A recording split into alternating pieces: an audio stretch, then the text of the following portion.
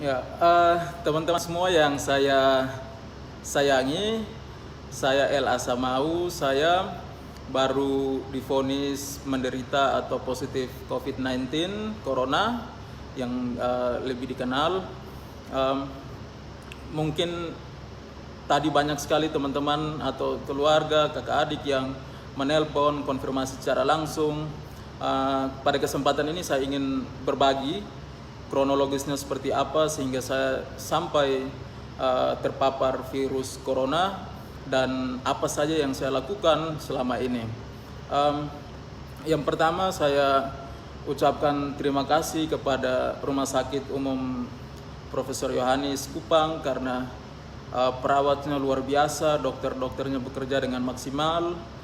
Saya waktu dari pertama sudah merasakan keramahan dan profesionalisme dari dokter-dokter tenaga medis yang di sini.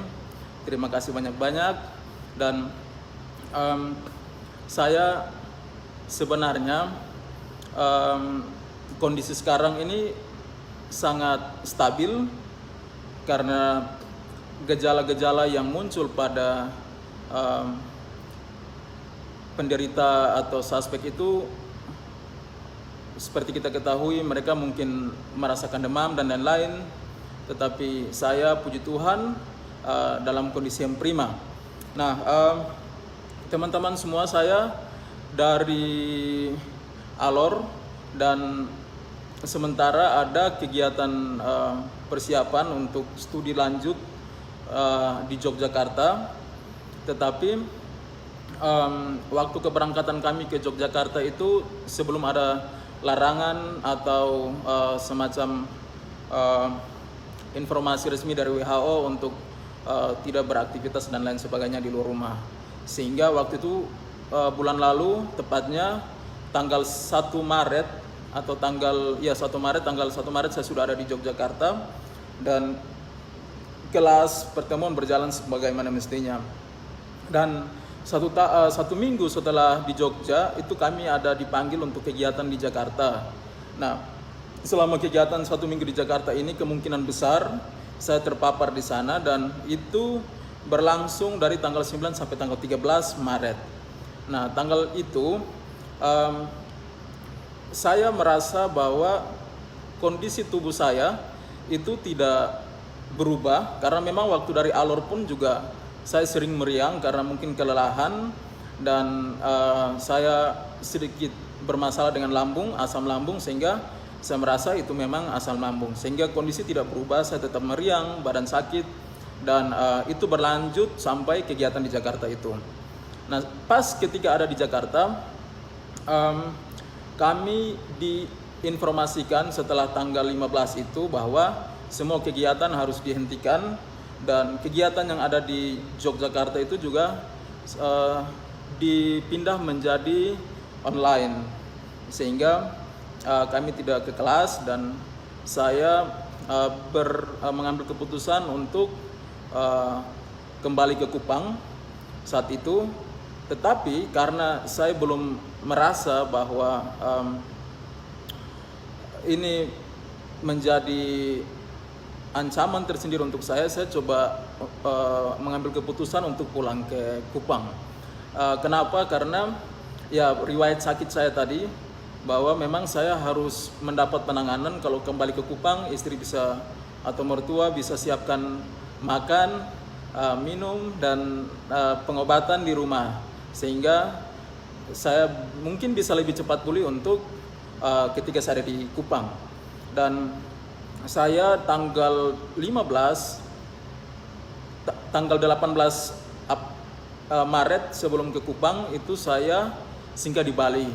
Di Bali karena ada bertemu saudara, sudah lama sekali tidak ketemu. Mereka menjadi kakak saya yang saya harus ketemu saat itu. Dan waktu itu belum ada tanda-tanda sama sekali bahwa saya terpapar. Itu tanggal 18. Dan tanggal 22 saya ke Kupang. Tanggal 22 saya ke Kupang dan kondisi tidak ada sama sekali merasa hal-hal yang aneh terhadap diri saya, meriang-meriang masih sama. Sehingga setibanya di Kupang, Oh iya, selama dari Jakarta itu saya menjaga diri betul-betul. Saya tidak bersalaman dengan orang, saya cuma pakai siku kalau terpaksa. Saya jaga jarak, saya pakai masker, bawa hand sanitizer, dan juga saya cuci tangan. Saya menjaga untuk tidak meraba mulut, mata, dan lain sebagainya. Dan ketika sampai di Kupang, itu saya isolasi diri di dalam kamar sejak tanggal 22 hari Minggu. Itu saya di dalam rumah, tidak keluar-keluar. Jadi di rumah tetapi di kamar, saya kamar dipisah, makan minum saya tersendiri, tidak ada yang masuk ke kamar.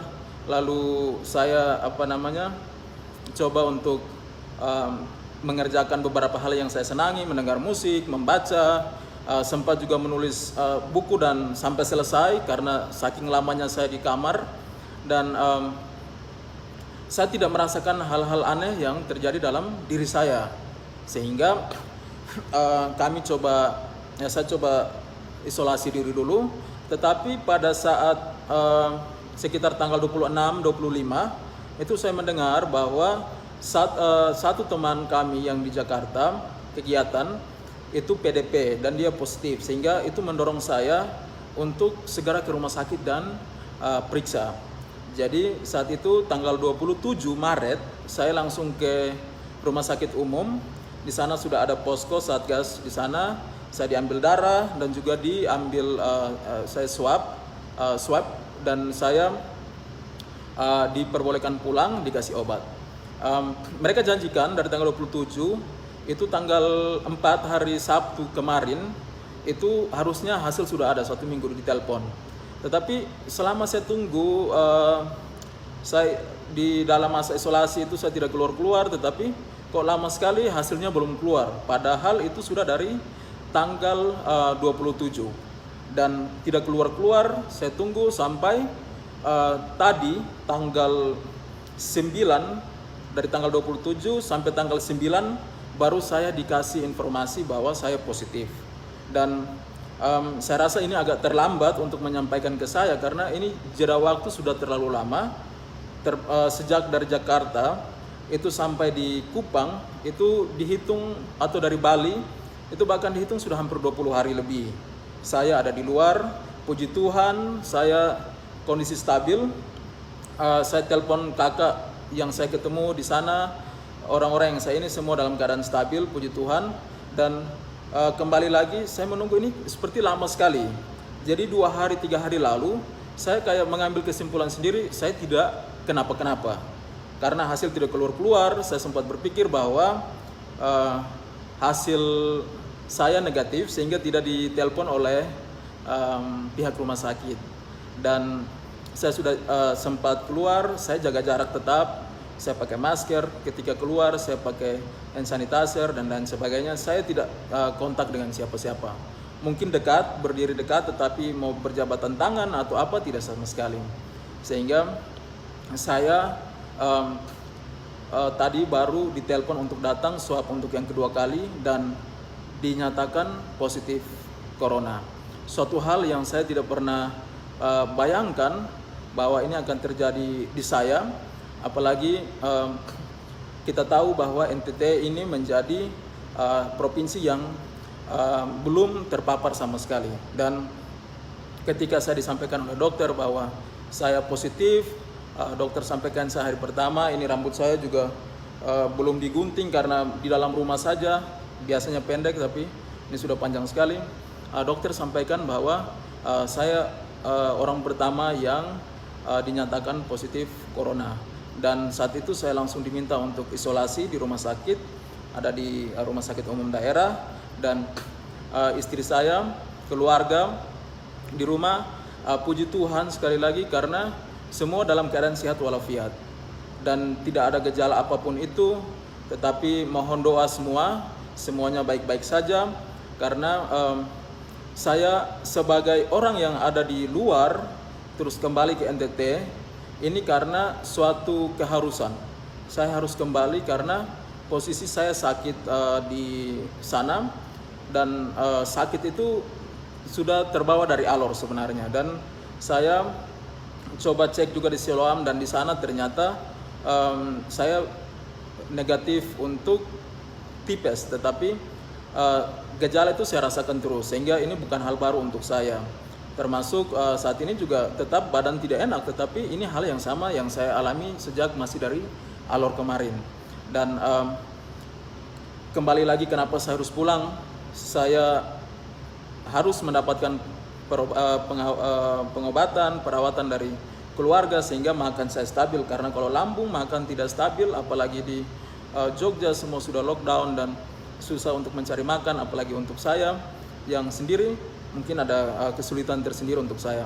Dan juga saya melihat banyak teman-teman yang ya kalau mahasiswa misalnya masih mendapatkan tunjangan atau kiriman dari orang tua, mungkin bisa bersabar. Yang dalam kondisi sehat, tolong, karena kita pulang pun juga kita harus tinggal di dalam rumah selama 14 hari paling kurang. Jangan kita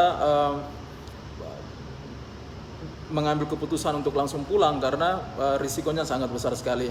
Dan untuk bersaudara, teman-teman di luar yang memang saya sempat ketemu yang di Bali, ada saudara saya, dia terkena dampak betul-betul. Dia seorang driver untuk Grab dan sepi, dia tidak bisa makan, kos-kosan tidak bisa dibayar. Dia bilang, KKL ini kalau saya di Bali terus, saya bukan mati karena corona tetapi mati karena kelaparan. Jadi saya harus pulang rumah. Saya bilang oke, pulang, tetapi ingat, hati-hati. Karena kita tidak mau seperti apa lagi kita buat. Untuk itu teman-teman yang lain, mungkin pada kesempatan ini saya sampaikan, orang yang mau pulang itu memang ada berbagai banyak alasan. Bukan karena mereka ingin mau pulang secepatnya, karena ada liburan, ambil kesempatan, tidak. Karena ada beberapa faktor personal yang mungkin tidak diketahui oleh semua orang. Sehingga tolong dimaklumi, tetapi saya ingin berpesan supaya mereka itu juga tetap harus hati-hati. Jujur sampaikan ke medis, ketika sampai langsung lapor dengan kesadaran penuh untuk isolasi diri, menjaga keamanan lingkungan tempat tinggal sendiri dengan baik sehingga tidak membahayakan orang lain. Kalau bisa tinggal di luar, tetap bertahan, please bertahan dulu.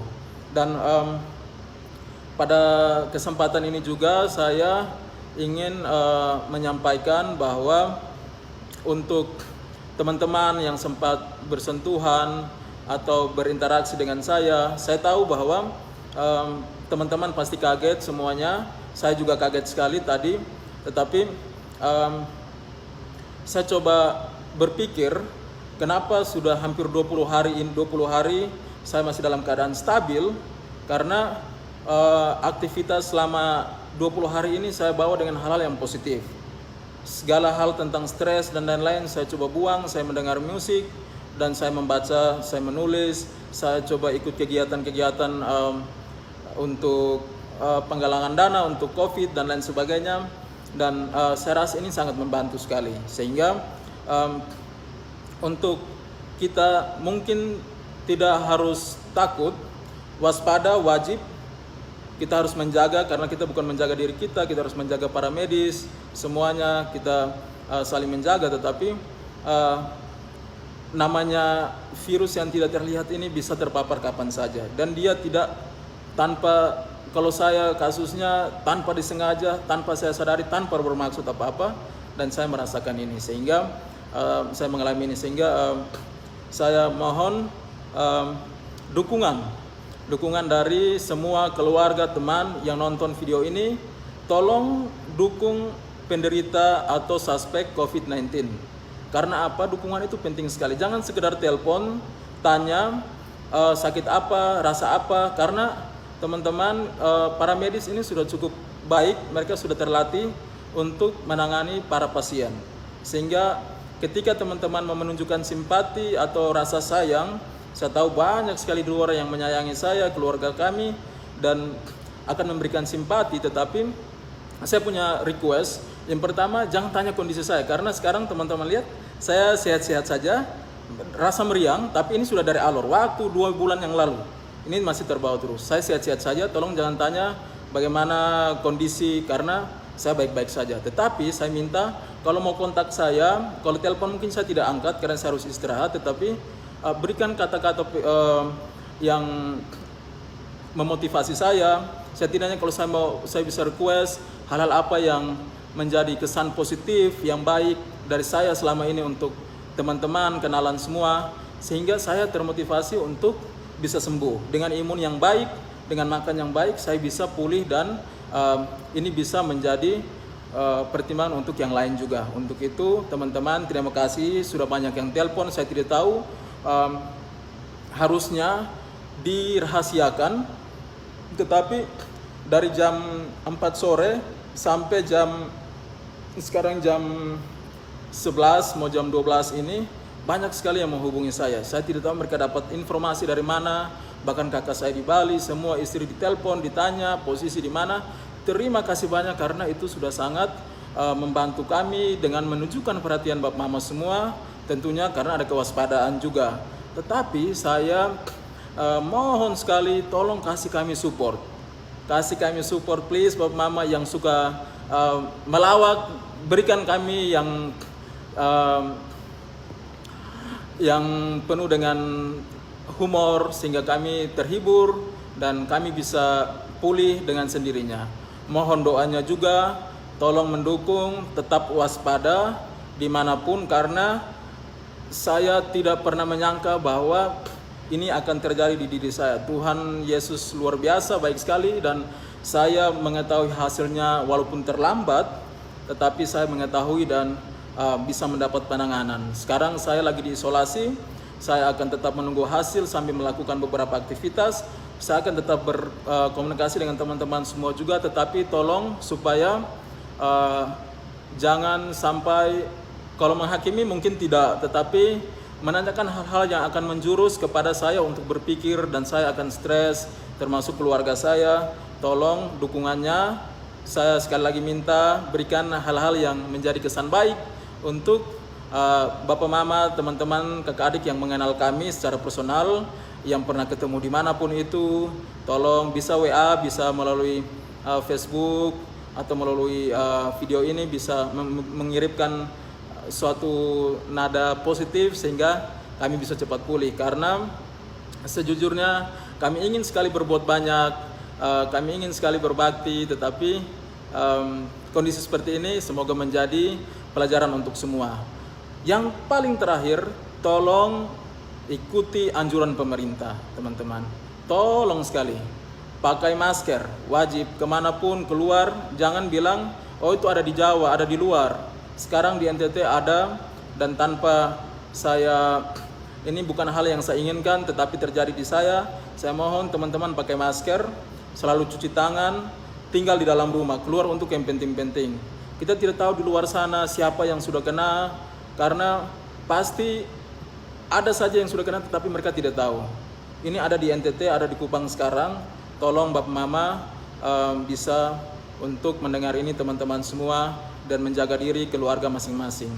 Demikian, terima kasih banyak. Mohon doanya. Selamat malam. Selamat merayakan Paskah untuk umat Kristiani yang akan melaksanakan hari Raya Paskah, Jumat Agung besok.